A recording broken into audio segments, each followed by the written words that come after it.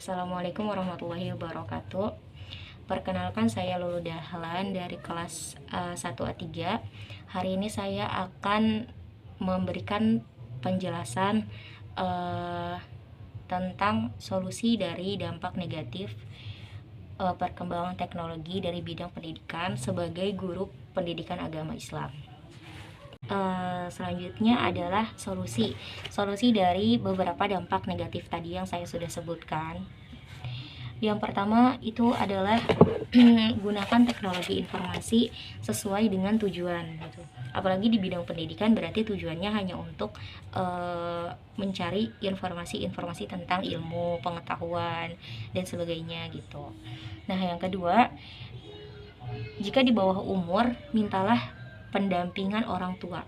Nah, di sini orang tua sangat penting banget perannya, karena anak-anak di bawah umur sekarang kan sudah banyak ya, kita lihat di luar sana yang sudah bisa main handphone, yang sudah mengerti gitu, mengerti gadget dan lain sebagainya. Di sini pengawasan orang tua sangat diperlukan. Yang ketiga, jauhi situs-situs tidak bermanfaat, seperti misalnya berita-berita yang belum kita tahu kebenarannya seperti apa gitu.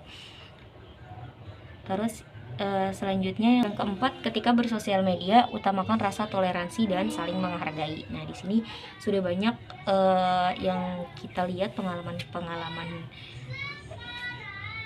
kemarin, banyak yang tidak bertanggung jawab menggunakan media sosial gitu, dengan komentar-komentarnya yang kurang baik dan segala macam aktivitas di media sosial yang meninggalkan jejak buruk. Nah, selanjutnya yang kelima, sebelum membagikan informasi,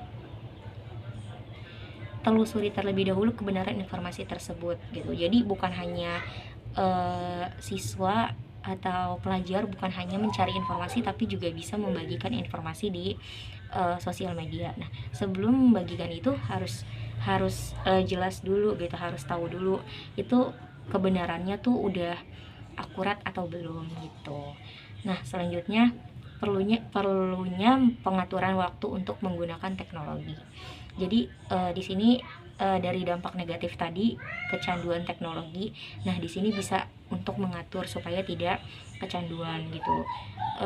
Gimana ngaturnya gitu? Misalkan mengatur untuk waktu jam belajar, untuk waktu jam bersosial media, untuk waktu jam lain sebagainya gitu. Jadi satu hari full itu tidak digunakan untuk terus menggunakan gadget. Yang ketiga, cari komunitas positif yang sering melakukan pertemuan di dunia nyata.